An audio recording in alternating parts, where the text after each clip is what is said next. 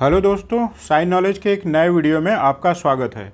आज से हम लोग इतिहास की एक नई श्रृंखला आरंभ कर रहे हैं जिसमें आधुनिक भारत की शुरुआत की जा रही है, क्योंकि आगामी परीक्षाओं को ध्यान में रखते हुए इसे बनाया जा रहा है।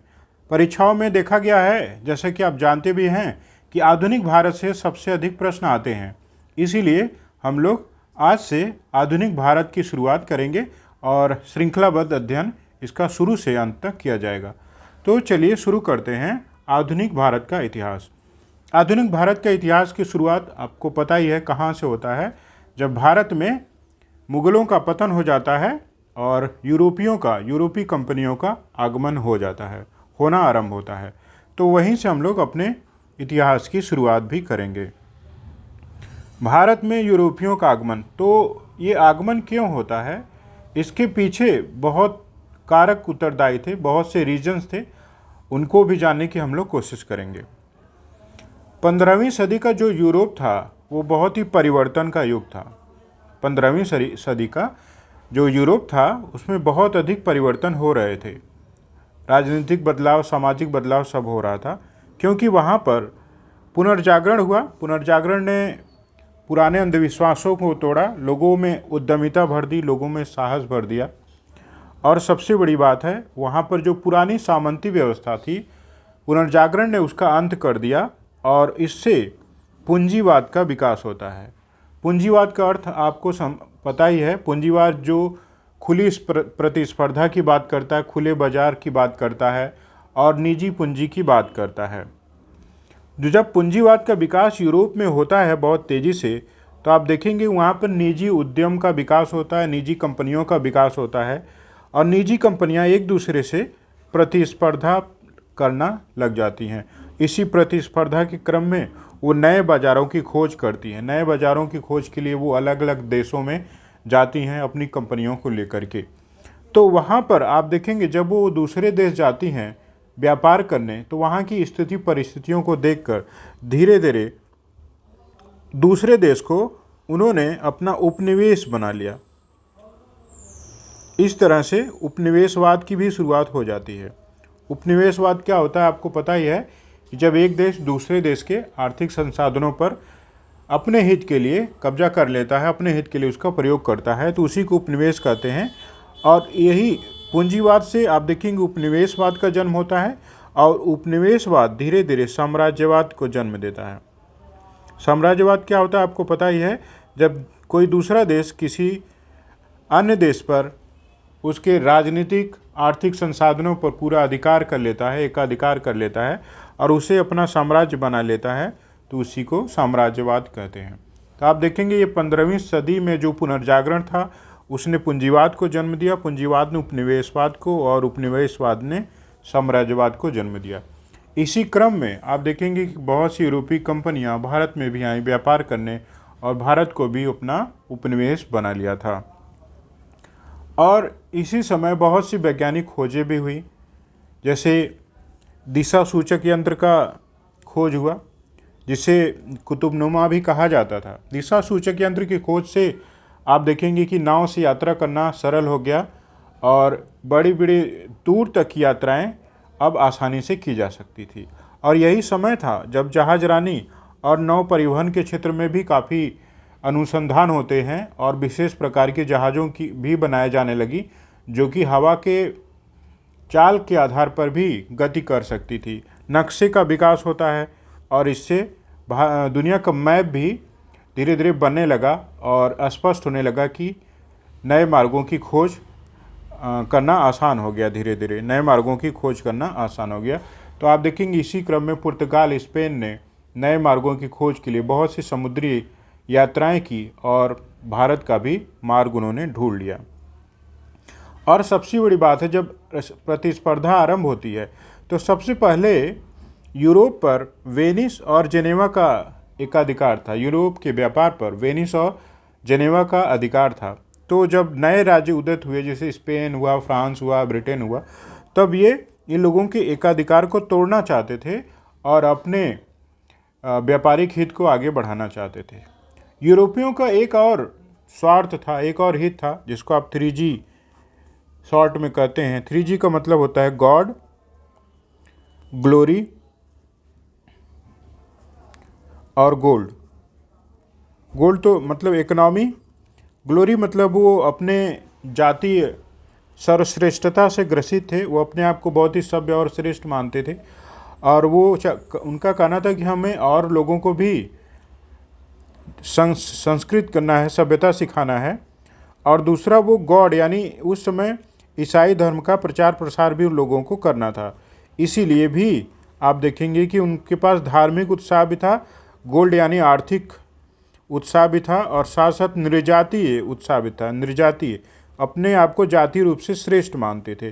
तो गॉड, ग्लोरी और गोल्ड का यही मतलब है कि वो गॉड मतलब वो ईसाई धर्म का प्रचार प्रसार भी करना चाहते थे। ग्लोरी का मतलब होता है अपनी जाति विशेषताओं को, जाति जो उनके श्रेष्ठता खुद को समझते थे, उसको भी वो प्रचार प्रसार करना चाहते थे। साथ साथ गोल्ड यानी अपने आर्थिक हितों का भी वो साधना चाहते थे। तो इन्हीं सब कारकों की वजह से, जिसका हम लोगों ने अभी तक डिस्कस किया है, इन्हीं सब कारकों की वजह से आप देखेंगे कि यूरोपीय कंपनियां अफ्रीका और भारत में आकर के व्यापार करना आरंभ करती हैं और धीरे धीरे उसका उपनिवेश बना लेती हैं। तो परीक्षा के लिए ये बहुत इंपॉर्टेंट है एग्ज़ाम के पॉइंट ऑफ व्यू से। दोस्तों, वीडियो को लाइक ज़रूर करिए, शेयर ज़रूर करिए, सब्सक्राइब ज़रूर करिएगा, और आपके लिए इतिहास के बहुत ही अच्छे अच्छे वीडियो इसी तरह आते रहेंगे। और एग्ज़ाम में देखिए, ये प्रश्न बार बार पूछता है कि भारत में जो यूरोपीय कंपनियां हैं उनका क्रम क्या था, किस तरह से वो आई, सबसे पहली कौन आई, सबसे अंत में कौन आई। ऐसा प्रश्न पीटी में आ चुका है। तो आगमन का क्रम याद रखिएगा। भारत में, ये भारत में आने का क्रम है, भारत में आने का क्रम है। सबसे पहले पुर्तगीज़ आए थे। वास्को डी गामा आप जानते हैं 1498 में भारत आया था। तो ये प्रश्न आ चुका है कि सबसे पहले कौन आया था, तो पुर्तगीज़ थे। दूसरे नंबर पर हॉलैंड के निवासी डच लोग थे, अब जिसको नीदरलैंड बोलते हैं। तीसरे पर अंग्रेज आए थे लगभग 1607-8 में। चौथे नंबर पर डेनमार्क के निवासी थे, और लास्ट में फ्रांसीसी आए थे। ये भी क्वेश्चन पूछता है सबसे अंत में कौन आया था, तो फ्रांसीसी आए थे, याद रखिएगा। पुर्तगीज, डच, अंग्रेज, डेन्स और फ्रांसीसी, ऐसा क्वेश्चन बार बार पूछा जाता है, और ये पॉइंट बहुत इंपॉर्टेंट है, हर एग्जाम में पूछा जाता है। तो आज हम लोग पुर्तगालियों के बारे में डिटेल्स में अध्ययन करेंगे। पुर्तगीज़ कौन थे और किस तरह से उन्होंने भारत में अपनी सत्ता स्थापित की, तो इसके बारे में हम लोग देखेंगे।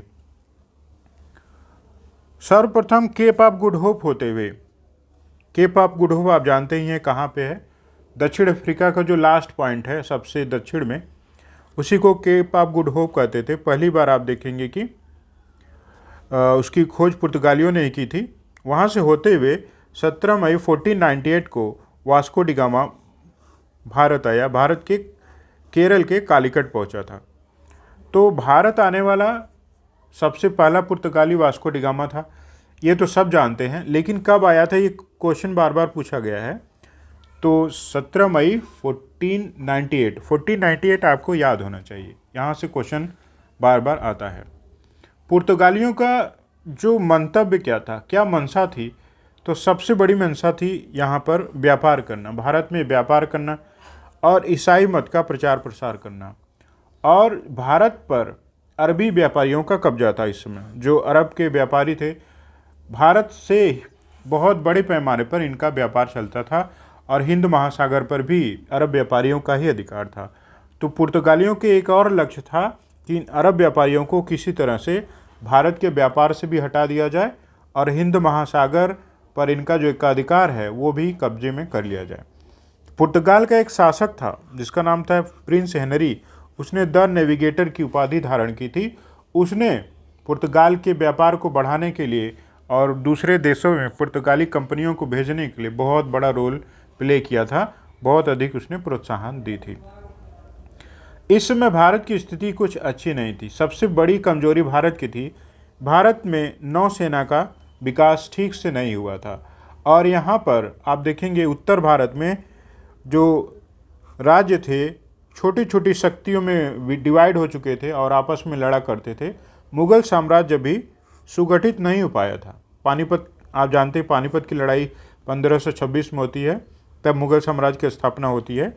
तो पुर्तगीज जब आए थे तो उत्तर भारत और दक्षिण भारत में भी कोई बहुत बड़ी शक्ति नहीं थी और जो इन चीज़ों को समझ सके।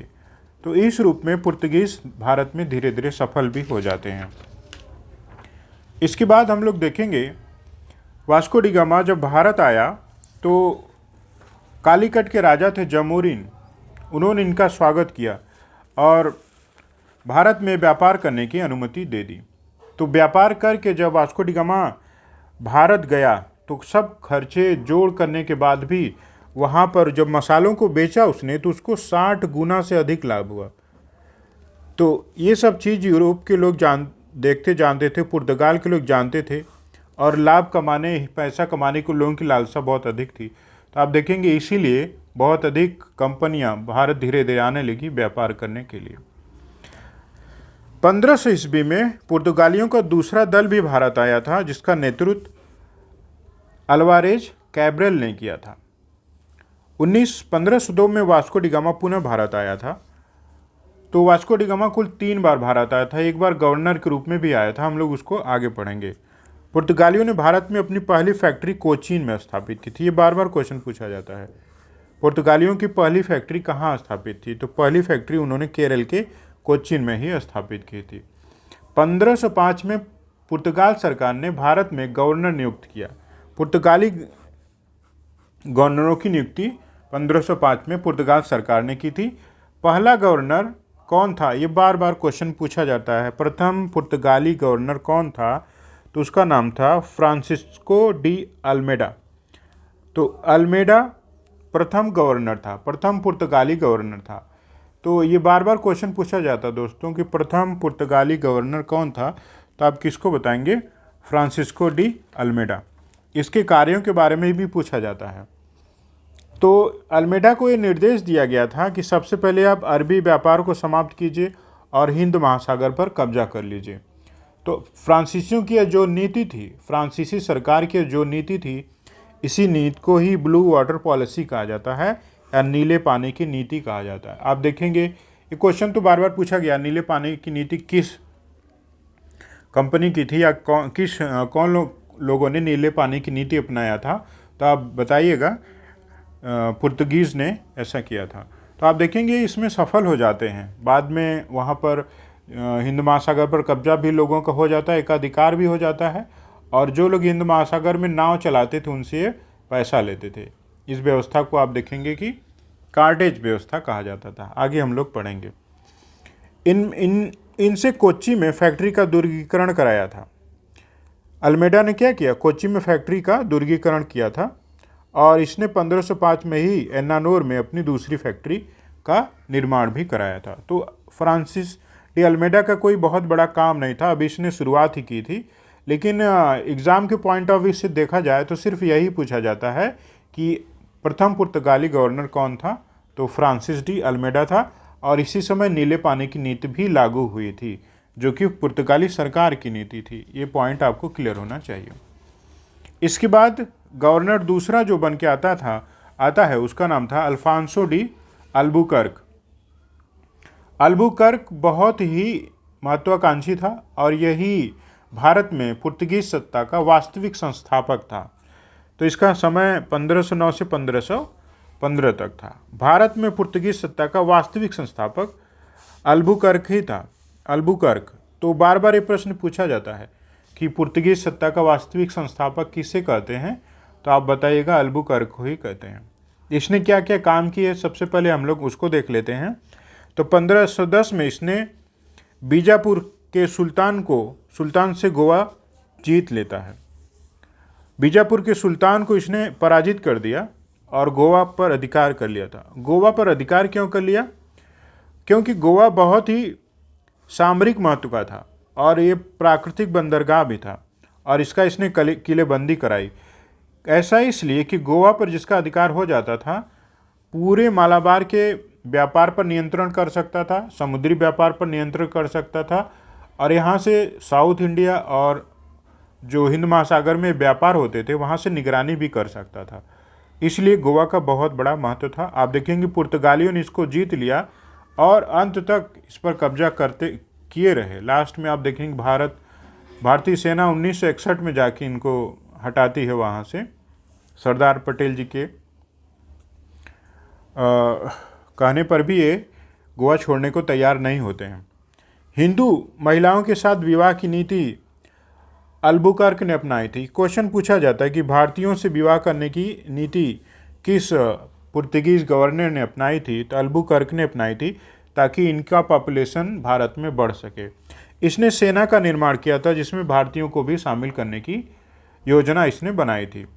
और सबसे बड़ा फैक्ट जो बार बार पूछा जाता है, विजयनगर के शासक कृष्णदेवराय थे, अल्बुकर्क का उनसे मैत्रीपूर्ण संबंध था। अल्बुकर्क ने अपने प्रतिनिधि के रूप में फादर लुइस को कृष्णदेवराय के दरबार में भेजा था। अल्बुकर्क ने हरमुज द्वीप पर भी अधिकार कर लिया था। अल्बुकर्क के बाद कुछ टाइम के लिए वास्को डी गामा फिर भारत आता है गवर्नर बनकर, और वहीं भारत में ही इसकी मृत्यु हो जाती है। तो महत्वपूर्ण गवर्नर अल्बुकर्क के बाद एक और महत्वपूर्ण गवर्नर बनते हैं जिनका नाम नीनो दा कुन्हा था। इनका टाइम आप देख लीजिए 1539 से 38 तक था। कुन्हा का काम भी बहुत इंपॉर्टेंट था भारत में। अब हम लोग उसको देख लेते हैं। 1530 में कुन्हा ने गोवा को अपनी राजधानी बना दी, गोवा को अपना केंद्र बना दिया था। आप देखेंगे 1534 में गुजरात के साथ शासक बहादुर शाह से इसने एक समझौता किया था। समझौता क्या हुआ था कि हुमायूं ने गुजरात पर अटैक कर दिया था। तो गुजरात के शासक बहादुर शाह थे, इन्होंने पुर्तगालियों से समझौता किया कि हुमायूं के खिलाफ आप मेरी सहायता कीजिए, हम उसके बदले में बेसिन का द्वीप आपको दे देंगे। तो कुन्हा ने ऐसा ही किया, हुमायूं के खिलाफ बहादुर शाह का साथ दिया, और बहादुर शाह ने आप देखेंगे बेसिन का द्वीप भी कुन्हा को दे दिया। लेकिन कुन्हा ने क्या किया कि उसका दुर्गीकरण कराने लगा, किलेबंदी कराने लगा, जिसका बहादुर शाह ने विरोध किया। तो कुन्हा ने क्या किया, बहादुर शाह की ही हत्या करवा दी। तो ये बार बार क्वेश्चन पूछा जाता है कि इस पुर्तगाली गवर्नर ने बहादुर शाह की हत्या करा दी जो गुजरात का शासक था। तो आप बताइएगा नीनो दा कुन्हा। तो इसी ने ही बहादुर शाह की हत्या भी करवा दी। मतलब इस तरह के इन लोगों की शक्ति भी बढ़ गई थी कि भारत के एक प्रदेश के राजा की भी हत्या करवा देते हैं। कुन्हा ने मद्रास के सेंथोम और बंगाल के पूर्वी तट हुगली पर भी आप देखेंगे कि बस्ती का निर्माण कराया, और इस रूप में आप देखेंगे कि पुर्तगीज़ का विस्तार भारत के दोनों तटों, पूर्वी और पश्चिमी तटों पर हो जाता है। भारत में पुर्तगीज़ कंपनी का नाम कभी कभी एग्जाम में पूछा जाता है, तो उसका नाम एस्तादो द इंडिया था। ये मुख्यतः भारत में मसाला और जड़ी बूटियों का व्यापार करने के लिए आए थे। अकबर से भी लोगों का संबंध था। सबसे पहले अकबर पुर्तगियों से 1572 में गुजरात में मुलाकात की थी। अकबर की जो मेन मंशा थी ईसाई धर्म को जानने समझने की, तो उसी के क्रम में ये धर्म से चर्चा करता था, धर्म से संबंधित बातों पर। तो इसके लिए 1578 में एंटोनियो कैब्रल नाम के एक पादरी थे जो कि मुगल दरबार में गए थे। बाद में जब आप देखेंगे कि अकबर ने फतेहपुर सीकरी में भी रोड क्लफो एक्वाविवा और एंटोनियो मासरेट को बुलाया था और ईसाई धर्म पर चर्चा की थी। तो ये फैक्ट कभी कभी पूछा जा सकता है, तो आप इसको ध्यान में रखिएगा। पुर्तगालियों की एक और ख़ास बात थी, पुर्तगालियों ने भारत में जब उन्होंने हिंद महासागर पर अपना एकाधिकार स्थापित कर लिया, तो कार्टेज, आर्मेडा व काफिला व्यवस्था स्थापित की थी। कार्टेज व्यवस्था और काफिला व्यवस्था भी कभी कभी कहा जाता है। कार्टेज व्यवस्था क्या थी? कार्टेज व्यवस्था थी, पुर्तगाली जब स्वयं को हिंद महासागर को स्वामी मानने लगे, तो जो भी भारतीय या अरबी व्यापारी या और भी कोई व्यापारी हिंद महासागर में जहाज़ ले जाता था अपनी, तो उनसे वो लोग उनको वो कार्टेज देते थे। कार्टेज का अर्थ होता है अनुमति पत्र, उसके बदले में ये पैसा लिया करते थे। आप देखेंगे अकबर ने भी इसकी मान्यता दे दी थी और उसने खुद कार्टेज व्यवस्था को स्वीकार किया था। काफिला व्यवस्था क्या थी?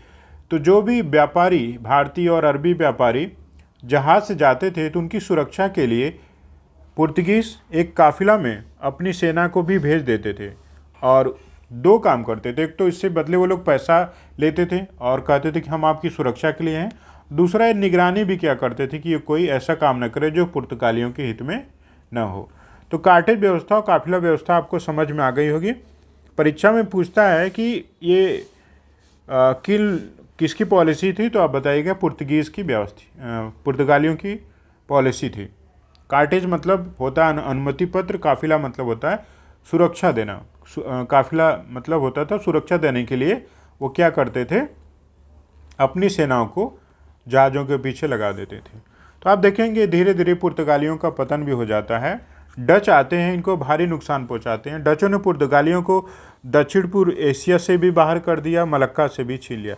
अंग्रेज़ों ने भारत में सबसे अधिक पुर्तगालियों को हराया, सूरत पर तो कब्जा ही कर लिया। बाद में जहांगीर ने भी पुर्तगालियों को हराकर हुगली छीन ली थी। तो इस तरह से पुर्तगालियों की शक्ति धीरे धीरे कमज़ोर हो जाती है। और पुर्तगालियों के हारने के एक मुख्य कारण ये भी था कि ये जो कंपनी थी पूरी तरह से राजा के नियंत्रण में होती थी, राजा जो कहते थे वही होता था। तो भारत की परिस्थितियों को राजा पुर्तगाल में बैठकर समझ नहीं सकते थे और इसीलिए पुर्तगीज़ धीरे धीरे हार गए। आप देखेंगे अंग्रेज़ों के तुलना में इनकी शक्ति भी काफ़ी कमज़ोर थी, सैनिक तकनीक भी कमज़ोर थी। तो भारत से इन लोगों का धीरे धीरे पतन हो गया। ये बहुत इंपॉर्टेंट है, पुर्तगालियों का गोवा पर और दमन और दीव पर 1961 तक यानी आज़ादी के बाद तक कब्जा था। बाद में भारतीय सेना यहाँ पर जाती है और सैनिक कार्रवाई करके गोवा को मुक्त कराती है पुर्तगालियों से। पुर्तगाली जब आए थे तो इनकी कुछ देन भी थी भारत में। तंबाकू और लाल मिर्च की खेती करना आरंभ करते हैं। पुर्तगाली यहाँ पर छापाखाना का शुरुआत करते हैं। सबसे पहले प्रेस और किताबों का जो छपना होता है पुर्तगालियों ने शुरू किया था भारत में, और बाइबिल पहली पुस्तक थी जो भारत में प्रेस की मदद से छपी थी। भारत में इन्होंने अनानास, पपीता, काजू, मूंगफली, लीची ये सब की खेती करना आरंभ करते हैं, जो कि भारत में पहले आयात होके आती थी। तो इस रूप में पुर्तगालियों की देन भी काफ़ी कुछ है। तो ये महत्वपूर्ण फैक्ट था पुर्तगालियों से संबंधित। एग्ज़ाम में जितने भी प्रश्न संभव हो सकते हैं मैंने उन सबको शामिल किया है, और इससे बाहर पुर्तगालियों से कोई प्रश्न नहीं आएगा। फिर हम लोग एमसीक्यू करके और भी जो एक दो फैक्ट छूटा होगा उसको कवर कर लेंगे। इसके बाद पुर्तगालियों के बाद आपको पता है दूसरे नंबर पर कौन आते हैं, तो दूसरे नंबर पर जो आगमन होता है वो डचों का होता है। पुर्तगालियों के बाद डच लोग आते हैं। परीक्षा के पॉइंट ऑफ व्यू से विशेष इम्पॉर्टेंट तो नहीं है, लेकिन हम लोग इसके बारे में पढ़ेंगे। डच कौन थे तो आपको पता ही है, ये हालैंड के निवासी थे, नीदरलैंड के निवासी थे। अब हालैंड के नाम बदल के नीदरलैंड हो गया। सबसे पहले कार्नेलिस डी हाउटमैन नामक प्रथम डच था जो सुमात्रा के राजा से समझौता करने में सफल हुआ। तो डचों का मुख्य केंद्र भारत नहीं था, दक्षिण पूर्व एशिया था। सुमात्रा, जावा, इंडोनेशिया जो आज का है, वही डचों के व्यापार का मुख्य केंद्र था। डच ईस्ट इंडिया कंपनी की स्थापना 1602 में होती है, जिसका नाम वेरिंगदे ओस्ट इंदिसे था, और ये भारत में व्यापार करने के लिए आए। 1605 में डच नौसेना नायक वान देर हेग के नेतृत्व में डचों का पहला अभियान भारत आया था। तो वान देर हेग ने सबसे पहले भारत में आकर के व्यापार करना शुरू किया था। और ये पूछा जाता है कभी कभी डचों ने अपनी पहली फैक्ट्री कहाँ बनाई थी, तो 1605 में मसूलीपट्टनम में अपनी पहली फैक्ट्री की स्थापना की थी। 1610 में चंद्रगिरी के शासक से अनुमति लेकर के डचों ने पुलिकट को अपनी कंपनी स्थापित की और इसी को अपना हेडक्वार्टर भी बनाया था। पुलिकट में ये लोग स्वर्ण सिक्के बनाते थे, जिसको अब स्वर्ण पैगोडा कहा जाता था। बहुत इंपॉर्टेंट है, स्वर्ण पैगोडा कभी कभी पूछता कौन ढालता था, तो डच ऐसा करते थे। सूरत, बंगाल, पिपली, चिंसुरा में आप देखेंगे इन्होंने अपनी फैक्ट्री स्थापित की थी। चिंसुरा यानी पश्चिम बंगाल में चिंसुरा है, वहीं पर इन्होंने गुस्ताउस फोर्ट का भी निर्माण कराया था। तो डचों का मुख्य केंद्र भारत नहीं था, दक्षिण पूर्व एशिया था। भारत में भी इन्होंने बहुत बड़ी फैक्ट्री वैक्ट्री स्थापित की थी, लेकिन बाद में अंग्रेजों ने सब पर कब्जा कर लेते। डचों ने 1632 में अपनी एक फैक्ट्री पटना में स्थापित की थी। बाद में जब फैक्ट्री छोड़ देते हैं तो पटना कॉलेज बन जाता है, पटना कॉलेज में तब्दील हो जाता है। डच के प्रमुख जो होते थे फैक्ट्री के, डचों के फैक्ट्री के, उसको फैक्टर कहा जाता था और इनका मुख्य केंद्र दक्षिण पूर्व एशिया था। डचों की देन क्या है? डचों ने भारत के व्यापार को और भी अधिक विस्तारित किया। डचों का मुख्य केंद्र क्या था कि भारत से सूती वस्त्र, नीला सोरा, कच्चा रेशम, अफीम, चावल, नमक और सूती कपड़े भारत से खरीदकर वो महंगे दामों पर दक्षिण पूर्व एशिया में बेचते थे। सूती कपड़ों का जो व्यापार बहुत तेज़ी से फैला, वो उसमें डचों का बहुत बड़ा योगदान था। सूती कपड़ों का व्यापार आप देखेंगे पहले अरब देशों में और यूरोप में होता था, लेकिन डचों ने इसको, भारत के सूती कपड़ों को दक्षिण पूर्व एशिया में भी फैलाने का बहुत बड़ा योगदान दिया। डचों की एक पराजित हुई थी बेदर्रा का युद्ध, पूछा जाता है बेदर्रा का युद्ध किसके किसके बीच हुआ था, ऐसा क्वेश्चन आ चुका है। अंग्रेजों और डचों के बीच हुआ था। डच पराजित हुए और इसी युद्ध में पराजय के बाद इनकी पूरी शक्ति समाप्त हो जाती है भारत से, और ये भारत से चले जाते हैं और दक्षिण पूर्व एशिया को ही केंद्र बनाकर अपना व्यापार करते हैं। तो 1759 में बेदर्रा का युद्ध हुआ था। तो इस रूप में हम लोग पुर्तगीज़ और डच के बारे में पढ़े।